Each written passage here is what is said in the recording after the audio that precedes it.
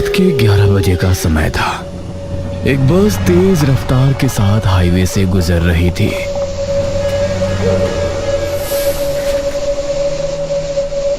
मुझे तो सोचकर ही एक्साइटमेंट हो रही है। कल शाम तक हम शिमला में होंगे। हाँ, तुम्हारे साथ रोमांटिक पल गुजारने को मिलेंगे। कसम से मजा ही आ जाएगा। इस समय इनकी बस एक घने जंगल से होकर गुजर रही थी। सभी बहुत खुश थे। अरे कंडक्टर साहब, मैं बहुत देर से बस रोकने के लिए कह रहा हूँ, लेकिन आप है कि रोकते ही नहीं।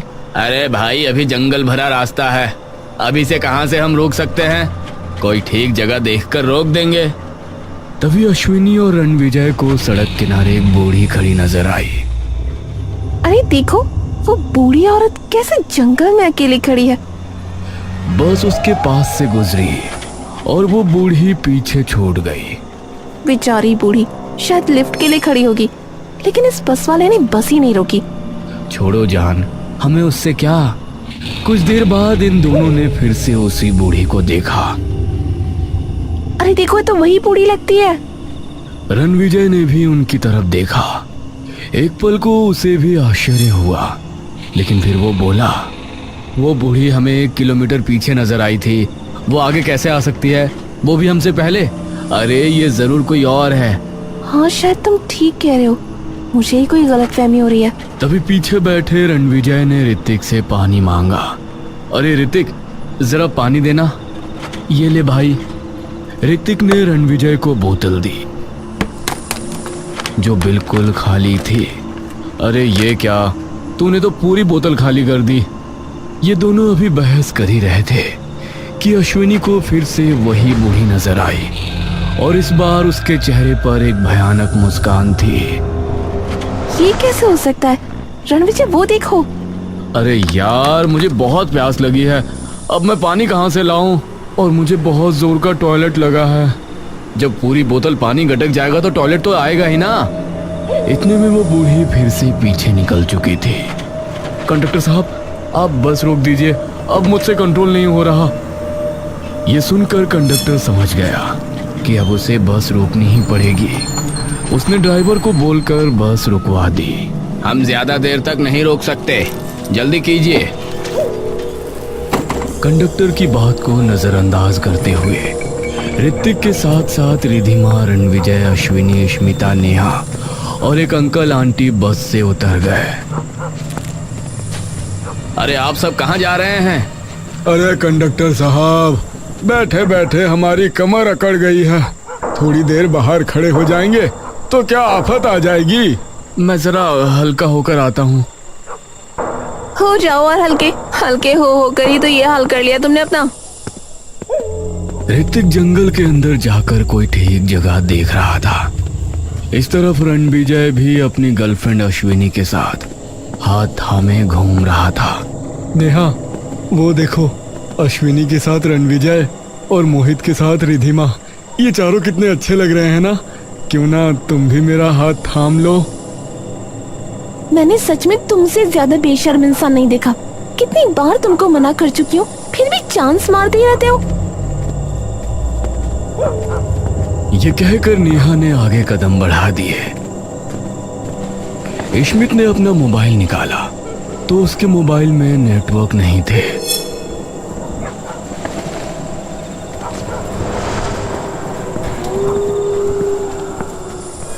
इस तरफ बस ड्राइवर और कंडक्टर भी परेशान हो रहे थे। बस रोकना भी हमारे लिए मुसीबत हो गई। अब ये लोग ना जाने कब वापस आएंगे।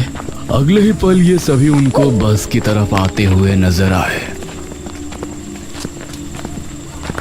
अरे ये लोग तो बहुत जल्दी आ गए। वो सभी आकर अपनी अपनी जगह पर बैठ गए। उनका स्वभाव बहुत बदला हुआ था। कोई कुछ भी नहीं बोल रहा था।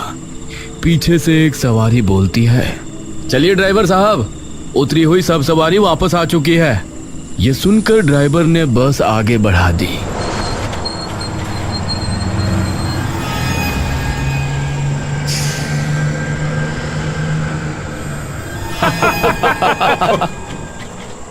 अरे क्या हुआ आपको? ऐसे क्यों हंस रहे हो? एक एक करके सभी हंसने लगे।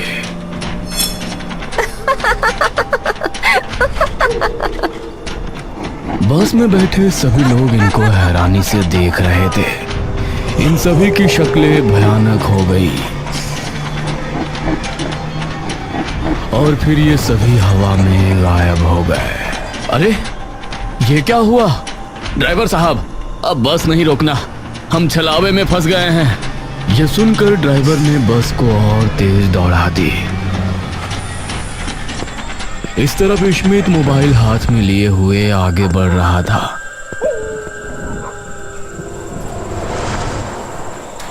अरे यार, यहाँ तो एक भी नेटवर्क नहीं है। वो नेटवर्क की तलाश में थोड़ा जंगली इलाके में चला गया।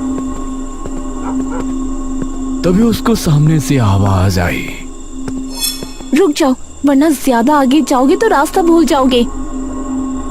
उसने आवाज की तरफ देखा तो ये नेहा ही थी। अरे नेहा, तुम यहाँ? हाँ। नेहा उसको देखकर मुस्कुरा रही थी।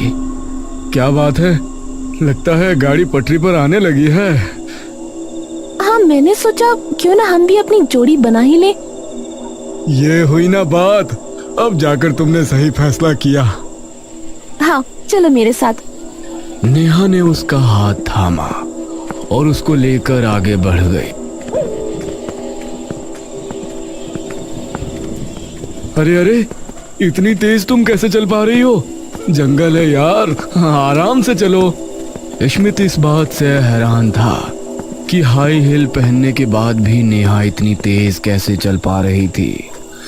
दूसरी तरफ ऋतिक भी जंगल में ही एक जगह पर था। चलो, हल्का तो हो लिया, कितना सुकून मिल रहा है। वो वापस रिधिमा के पास रवाना हुआ। ये ऋतिक कहाँ रह गया? अभी तक आया ही नहीं। तभी कुछ दूरी पर उसको एक अक्स नजर आया।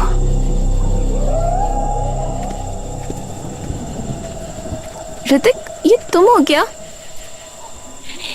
तभी किसी ने उसके कंधे पर हाथ रखा और उसने पीछे पलटकर देखा। ऋतिक, तुम? हाँ, मैं। और कौन होगा? अभी तक तुम वहाँ झाड़ियों में थे ना? नहीं, मैं वहां कैसे हो सकता हूँ? मैं तो तुम्हारे सामने हूँ। इस तरफ स्मिथ नेहा का हाथ थामे जंगल में घूम रहा था।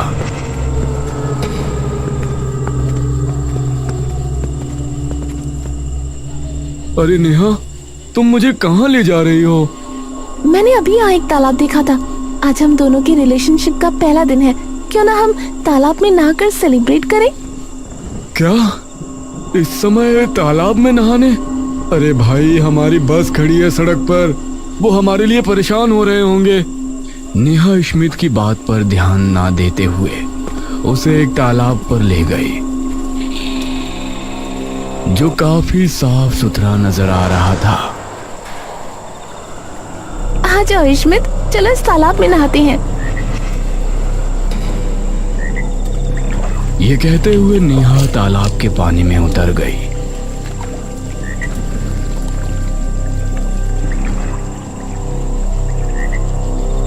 और पानी में उतर गया। पानी में उतरकर वो आगे बढ़ना चाहता था, लेकिन ना जाने क्या हुआ। अरे, मेरे पैर इस पानी में जम कैसे गए? मैं आगे क्यों नहीं बढ़ पा रहा? इस पर नेहा भयानक अंदाज में हंसने लगी। उसकी आंखें लाल लाल चमक उठी और वो तालाब से बाहर निकल गई।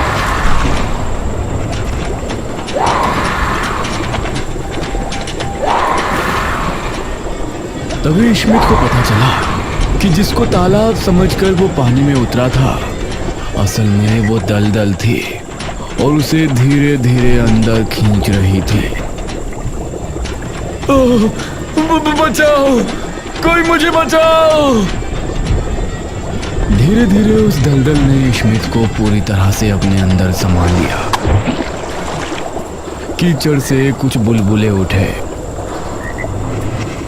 और फिर सब कुछ शांत हो गया।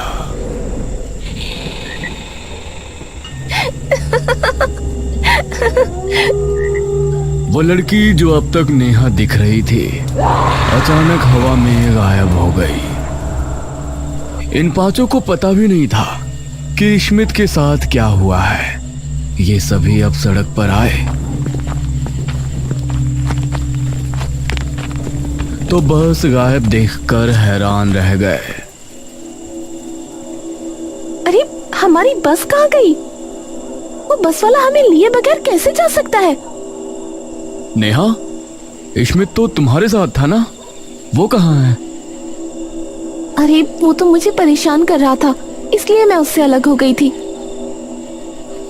बेटा, ट्रेवल्स हेल्पलाइन नंबर से पता करो ना, बस कहाँ है। रणविजय ने मोबाइल निकाला तो उसमें एक भी नेटवर्क नहीं था। ओह शिट, अश्विनी तुम अपना मोबाइल चेक करना, मेरे मोबाइल में नेटवर्क नहीं है। अश्विनी ने मोबाइल निकाला। अरे यार, मेरे मोबाइल में भी नेटवर्क नहीं है। तभी इनको सामने दो हेडलाइट नजर आई। चलो, लगता है कोई बस आ रही है। वो बस इनके करीब आई तो इन्होंने पाया कि वो बस इन्हीं की थी। अरे ये तो हमारी ही बस है, शुक्र है वापस आ गई। हे रुको! ये सभी बस को देख रहे थे। बस इनके करीब आई और सामने से गुजर गई। इन्होंने पाया कि उस बस के अंदर स्मिथ बैठा हुआ था, लेकिन उसने इनकी तरफ देखा तक नहीं। अरे ये क्या, बस तो हमारे लिए रुकी ही नहीं। अरे ये स्मिथ, इसने भी हमारे लिए बस नहीं रुकवाई। समझ नहीं आ रहा हमारे साथ हो क्या रहा है। ये सभी अभी सोच ही रहे थे कि तभी इनको एक घंटी सुनाई दी। इन्होंने देखा कि एक आइसक्रीम बेचने वाला वहां से गुजर रहा था। हे भैया, क्या आप बता सकते हैं कि हम कहाँ हैं? आप यहाँ पर पहुँचे कैसे? बस क्या बताएं, बस से उतरे थे और हमारी बस हमें ही छोड़कर चली गई। पता नहीं हमारे साथ क्या हो रहा है। आप लोग इस समय जिस जगह खड़े हो यह सुरक्षित जगह नहीं है। यहाँ पर छलावे का खतरा है। ये छलावा क्या होता है? छलावा एक किस्म की अशुद्ध हवा जैसा होता है। इस तरह के जंगली सुनसान इलाके में ये बहुत ताकतवर हो जाता है, जो किसी का भी रूप ले सकती है और किसी भी तरह का भ्रम पैदा कर सकती है। जैसे कि हमें जो भी दिखाई दे रहा वो सच नहीं होता, लेकिन हमें ऐसा लगता है कि यह सच में हो रहा है। छलावा हमारे दिमाग के साथ खेलता है और हमें इस कदर मजबूर कर देता है कि हम उसमें फंसकर अपनी जान तक गवा देते हैं। यह सुनकर वो अंकल, आंटी और अश्विनी बहुत ज्यादा डर गए, लेकिन बाकी चारों पर इसका कोई असर नहीं पड़ा। इसका मतलब जो बस हमें दिखाई दी वो हमारी बस नहीं होगी, तभी वो हमारे लिए नहीं रुकी। आपको इस छलावे से बचना है तो आप मेरे साथ चल सकते हैं। अरे यार, ये आदमी हमें बेवकूफ बना रहा है। क्या बेकार की बात, किसी का भी रूप ले सकता है वगैरह वगैरह। रणविजय, उनकी बात तो सुन लो एटलीस्ट। अरे बेबी, तुम शांत रहो, कुछ नहीं होगा। ये कहकर रणविजय ने उस आदमी से पूछा, यहाँ आसपास कोई ढाबा वगैरह या कोई पुलिस स्टेशन? लगता है आप लोग नहीं मानने वाले। आपको बताना है तो बताओ, वरना यहाँ से जाओ, बेकार की बातें मत करो। ठीक है, आप यहाँ से सीधे चले जाइए, आपको एक ढाबा नजर आएगा। लेकिन मैं अब भी कह रहा हूँ, आप इस तरह यहाँ मत भटकिए। छलावा बहुत खतरनाक होता है और उससे बचने का। बस बस भैया, जितना हमें पूछना था हमने पूछ लिया, अब आप जा सकते हो। ये कहकर सभी आगे बढ़ गए।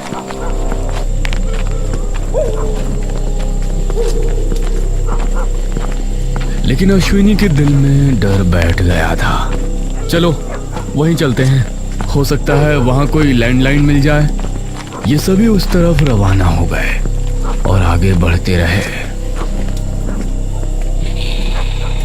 आ जाओ बच्चों, कहाँ जा रहे हो? इनको जंगल में एक झोपड़ी नजर आई, जिसके दरवाजे पर खड़ा एक बूढ़ा इन्हें बुला रहा था। अरे देखो, वो बूढ़ा हमें बुला रहा है, चलो उसके पास चलते हैं। वो चाय की दुकान ना जाने कितनी दूर होगी।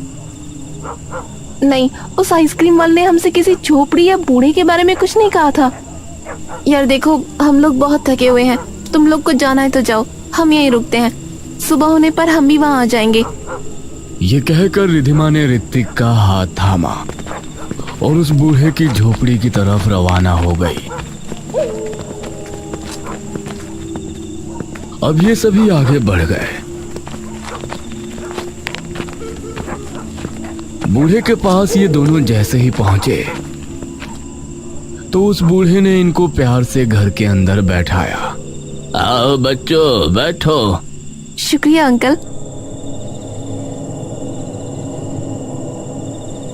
इस रास्ते पर छलावे का डर है ना, इसलिए हर रोज यहाँ जो भी लोग मुझे नजर आते हैं, मैं उनकी मदद के लिए उन्हें बुला लाता हूँ। आप बहुत अच्छे अंकल। तुम लोगों को भूख लगी होगी ना? हाँ अंकल, बहुत भूख लगी है।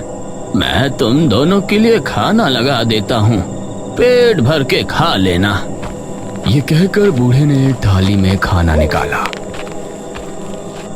और इनको परोसा। शुक्रिया अंकल। उस थाली को देखते ही इन दोनों का दिल दहल उठा।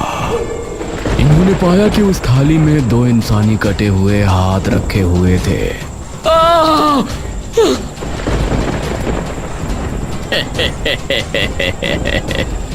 वो बूढ़ा जोर जोर से हंसने लगा। ये दोनों अपनी जगह से खड़े हुए तो उन्होंने पाया वो झोपड़ी एकदम खंडहर है। चूल्हे पर भी धूल जमी है और चारों तरफ कचरा जमा है। वो बूढ़ा भी अब भयानक दिखने लगा था। ये दोनों चीखते चिल्लाते वहां से भाग निकले।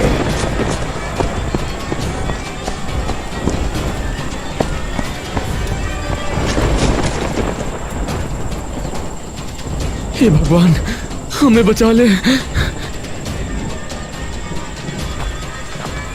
ये कुछ ही कदम चले होंगे कि तभी इनको एक चाय की दुकान नजर आई, जहां इनको रणविजय और बाकी सब लोग नजर आए।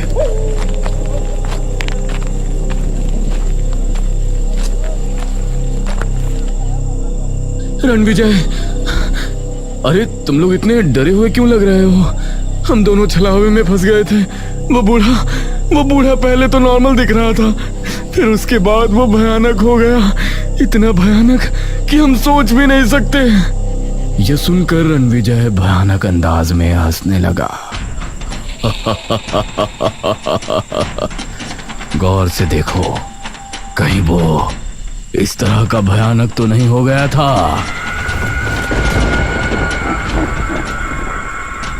तभी वहां मौजूद सभी लोग उस बूढ़े की शक्ल में बदल गए और ये देख उनके रूह कांप उठे।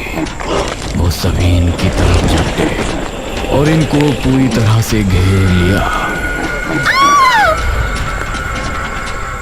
इन दोनों की आखिरी चीख फिजा में गूंजी। उसके बाद वो सभी चील और कौवे बनकर फिजा में उड़ गए। इस तरफ ये सभी लोग एक ढाबे पर पहुंचे। शुक्र है इंसान नजर तो आए। ये सभी उस चाय की दुकान में जाकर बैठ गए। भैया, हम सबको एक एक चाय बनाकर दो और ये ब्रेड पकौड़े भी लगा देना। इस पर उस आदमी ने इन सभी की तरफ देखा और अपने बर्तन में दूध डाला। अंकल, एक चाय मुझे भी दे दीजिए, मेरे पास पैसे नहीं है। अरे चल निकाल यहाँ से, भिखारी कहीं का। यह सुनकर वो बच्चा वहां से चला गया। तभी एक 4 पाई का पाया मुड़ा और दोनों आदमी नीचे गिर गए। अरे मंगरू, कितने बार कहा है इस 4 पाई को ठीक करवा लो। माफ करना ताऊ, कल इसको ठीक करवा लूंगा। रणविजय, मुझे यहाँ कुछ ठीक नहीं लग रहा। तभी वो बच्चा फिर से वहां आया। अंकल, मुझे बहुत भूख लग रही है, मुझे एक चाय दे दो। अरे चल यहाँ से भिखारी कहीं का। अब फिर से चारपाई से वो दोनों आदमी गिर गए। अरे मंगरू, अरे तुमसे कितनी बार कहा है इस चारपाई को ठीक करवा लो। माफ करना ताऊ, कल इसको ठीक करवा लूंगा। ये देखकर उन सबको अब डर लगने लगा। चलो जल्दी से यहाँ से निकलो।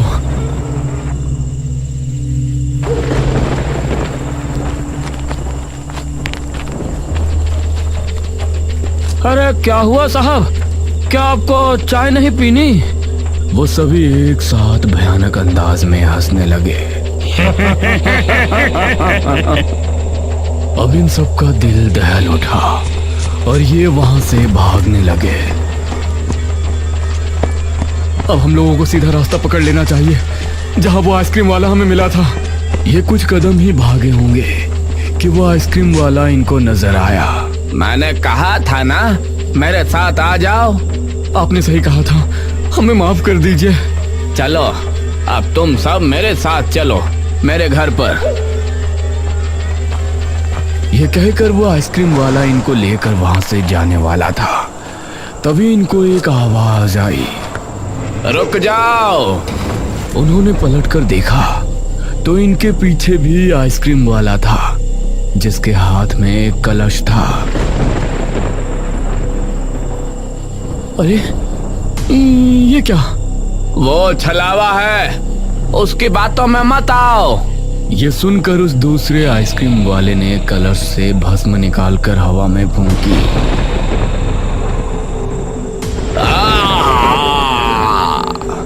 और वो पहला आइसक्रीम वाला गायब हो गया।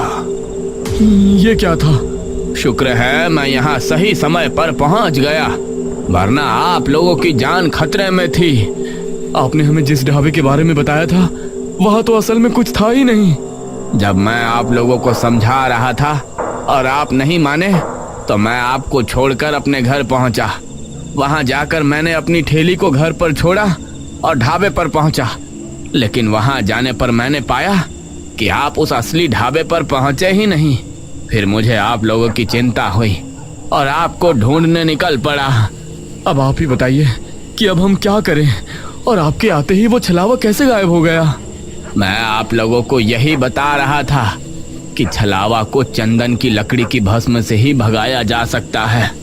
मैं ये भस्म अपने साथ हमेशा रखता हूँ, इसलिए छलावा मुझे आज तक कोई नुकसान नहीं पहुँचा पाया। आपका बहुत बहुत शुक्रिया, आपने हमें बचा लिया। अब आप लोग मेरे साथ आइए। वो आदमी अब इनको लेकर अपने घर पहुंचा।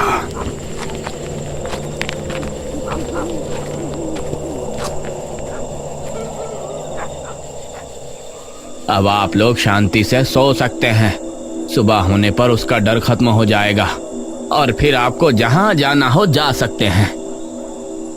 ये सभी उसके कहने पर लेट तो गए, लेकिन इनको पूरी रात नींद नहीं आई।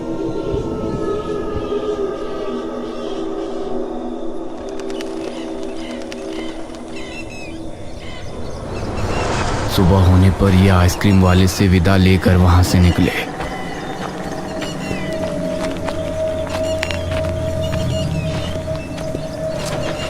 उन्होंने एक बस पकड़ी और अपने शहर वापस पहुंचे।